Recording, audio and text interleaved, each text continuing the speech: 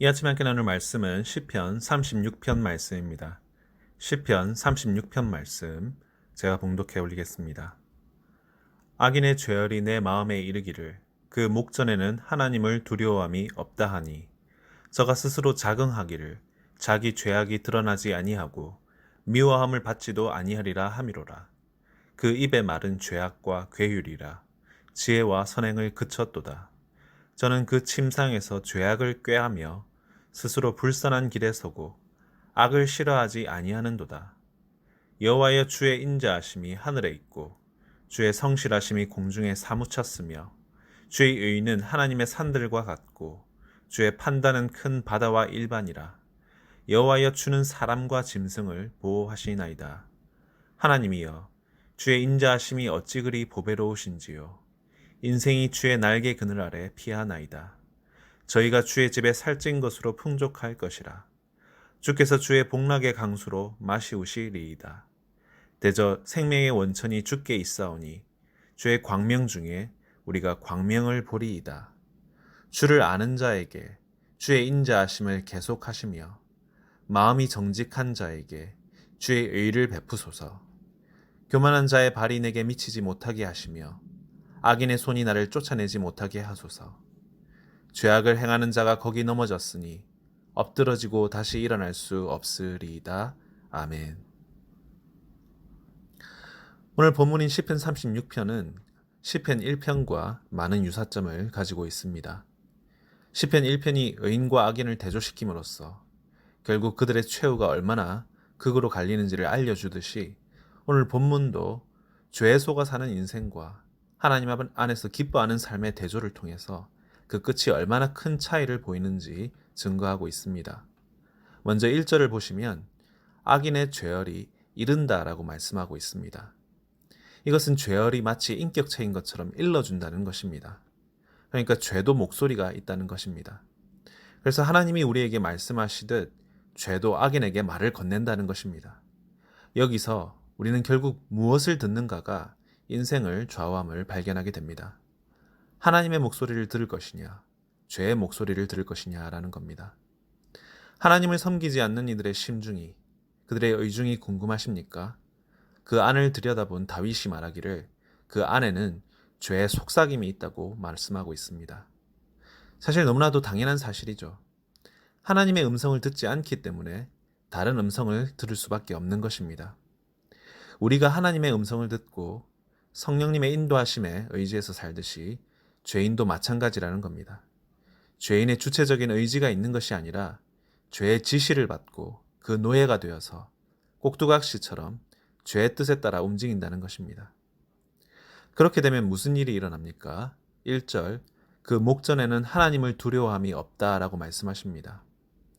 믿는 자와 믿지 않는 자의 근본적인 차이가 바로 여기에서 드러납니다. 하나님의 음성을 들으면 항상 그 가운데 하나님이 계시지만 죄의 음성을 들으면 로마서 1장 28절 말씀처럼 하나님을 그 마음에 두기 싫어하게 됩니다. 그렇게 계속 하나님을 멀리하게 되면 결국 무슨 일이 일어납니까? 로마서 3장 18절, 저희 눈앞에 하나님을 두려워함이 없는 지경에 이른다라고 말씀하고 있습니다. 너무나도 당연한 수순이죠.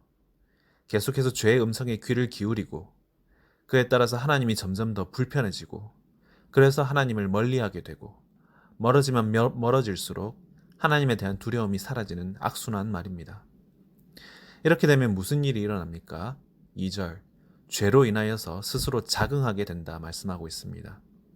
죄로 인해서 눈이 멀어 교만에 빠져서 스스로를 높이게 된다는 것입니다. 이것 역시도 너무나도 당연한 수순입니다. 하나님을 두려워하지 아니하고 하나님을 높이지 않으니까 그분을 대체할 대상이 필요해지고 그래서 그 대상이 자기 자신이 되고 그렇게 자기를 높이는 것입니다.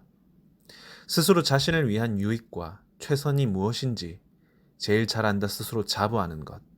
이게 바로 교만이 아니고 무엇이겠습니까? 여러분, 왜 죄가 달콤할까요?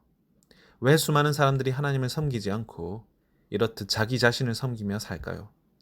바로 이런 죄의 속성 때문입니다. 하나님 대신 스스로 높아지고자 하는 욕망을 부추기기 때문입니다. 죄가 들려주는 이 달콤한 거짓말에 취해서 우쭐해지고 대범해지는 것입니다. 그러니까 감히 2절에 나오듯이 자신의 죄가 드러나지도 않을 것이라 자신하며 하나님께서 벌 주지도 않으실 것이라 스스로 자부하는 것입니다. 이런 삐뚤어진 자신감은 오늘날에도 그대로 적용됩니다. 지옥은 없어. 내세가 어딨어. 그냥 잘 먹고 잘 살면 되는 거지. 있지도 없는지도 모를 천국을 위하여서 손해보고 사는 건 미련한 짓이야. 난 최대한 즐기고 누리면서 오래오래 살아야지. 죽을 때 되면 그때는 그때 가서 보면 되지. 이처럼 하나님을 믿지 않고 천국과 지옥에 대한 확신이 없는데 무슨 후회와 무슨 회개가 있을 수 있겠습니까? 오늘만 사는 인생, 순간만 사는 인생이 되는 것이죠. 이런 인생관은 결국 그대로 언어 생활까지 잠식해버립니다. 3절 말씀입니다. 그 입의 말은 죄악과 괴율이라. 하는 말마다 거짓이요, 속임수요, 아부요, 참소하는 말이라는 겁니다. 또한 여호와를 아는 것이 지식의 근본이라 하였는데 여호와 하나님을 인정하지도 않고 무시하고 외면하였으니 그 대가로 3절 지혜를 상실해 버린다고 말씀하고 있습니다. 심지어는 죄의 범함이 얼마나 즐거운지 오늘 지은 죄로도 부족해서 내일 지을 죄까지 미리 상상하고 계획하기에 이른다는 것입니다. 바로 4절 저는 그 침상에서 죄악을 꾀하면은 바로 이를 두고 하는 말씀입니다. 같은 침상인데도 시편 63편 6절에 나오는 여호와를 경외하는 자는 주를 기억하며 주를 묵상하는데도 말입니다. 이런 악인들과 대조되는 의인의 삶이 5절에서 9절까지 묘사되고 있습니다. 의인들은 먼저 5절 주의 인자하심과 성실하심의 수혜자가 됩니다. 악인이 기뻐하는 잠시 잠깐의 쾌락과는 비교할 수 없는 하늘에 있고 공중에 사무치는 영원한 사랑의 수혜자 말입니다. 또한 6절에 악인들이 얇고 미천하며 어리석은 인생들을 이어나갈 때 의인에게는 그런 인생들은 상상치도 못할 높은 산과 넓은 바다와 같은 하나님의 보호하심이 있다고 약속하고 있습니다. 그리고 계속해서 7절 그 자녀들에게 주의 날개 그늘 아래 피할 곳을 마련해 주신다 말씀하십니다. 여러분 물론 악인들도 피할 곳이 있기는 있습니다. 그러나 그 피할 곳은 영원하지 않습니다. 오히려 그 피할 곳을 준비한 정성이 무색하게 어이없이 무너지기가 일쑤입니다. 진시황릉과 피라미드를 보십시오. 삼국지의 낙양을 불태우고 동탁이 숨어 들어간 미호성을 보십시오. 히틀러, 무솔리니, 사담 후세인, 카다피 같은 독재자들이 만든 지하벙커를 보십시오. 마지막에는 아무 소용 없었습니다. 악인이 믿고 의지하는 이 대비라는 것들은 이렇듯 하나같이 마지막에는 아무짝에도 쓸모없는 것들이었습니다. 그러나 하나님이 우리에게 베푸시는 피난처는 어떻습니까? 그의 날개 그늘 아래라고 말씀하고 있습니다. 어미새가 날개 아래 새끼를 품듯이 우리를 가장 안전한 곳에 두신다는 겁니다. 이렇게 되면 하나님을 거치지 않고서는 감히 우리를 해할 수가 없습니다. 무엇이 감히 우리에게 손을 댈 수 있겠습니까? 이전에도 없었고 현재도 그렇고 앞으로도 있을 수 없는 겁니다. 계속해서 8절입니다. 의인이 누리는 복은 악인이 누리는 신기루와 같이 호련히 사라지는 잠깐의 쾌락이 아니라 영원한 하나님의 집에 살찐 것으로 풍족할 것이라 말씀하십니다. 그에 더해서 기쁨의 복락을 마르지 않는 강수로 마시우시리라 라고 말씀하십니다. 그리고 마지막으로 의인이 누리는 축복은 광명의 회복입니다. 앞서 말씀드린 대로 죄인들은 죄얼로 인하여서 자기 중심에 빠져버리고 그 결과로 인해 영적인 눈과 분별력을 잃어버리게 됩니다. 말 그대로 광명, 빛이 사라져 버리는 것입니다. 그러나 9절, 그의 백성은 주의 광명을 볼 것이라 말씀하십니다. 심지어 그의 영광을 지금은 거울로 보는 듯 희미하나 언젠가 얼굴과 얼굴을 대하여 보는 날이 올 것이라는 것입니다. 주께서 나를 아신 것 같이 나도 주님을 온전히 알게 되는 날이 말입니다. 마지막 10절에서 12절은 다윗 자신의 간절한 기도로 마무리되고 있습니다. 하나님을 두려워하지 않는 강포한 이들이 만연한 이 세상에서 의인들로 하여금 믿음을 잃지 않게 해달라고 말입니다. 시류를 쫓아 살 것을 강요하면서 믿는 이들을 핍박하고 협박하고 설득하며 유혹하는 세상을 단호히 떨쳐낼 수 있는 능력을 구하고 있습니다. 여러분, 왜 그들과 이런 다윗의 기도처럼 우리가 손절해야 할까요? 그 이유는 그들에게 미래가 없기 때문입니다.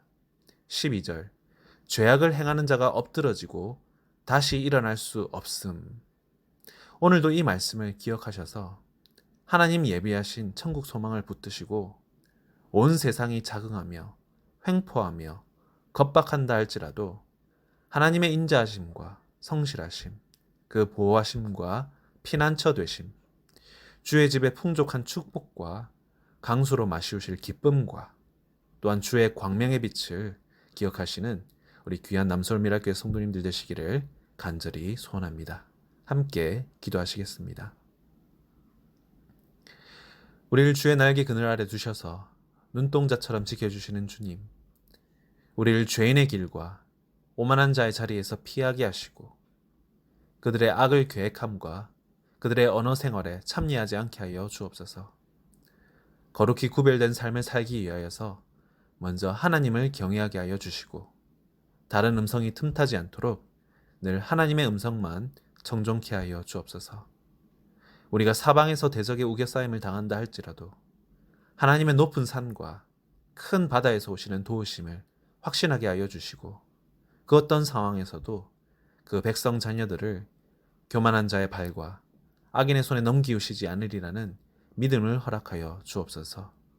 남서울미랄교회 모든 가정 가운데 강수의 복락을 허락하여 주셔서 기쁨과 웃음과 화목이 떠나지 않는 복된 가정들 되게 하여 주옵소서. 이 모든 말씀 생명의 원천이시요 세상의 빛이 되신 우리 주 예수 그리스도의 이름으로 기도드립니다. 아멘.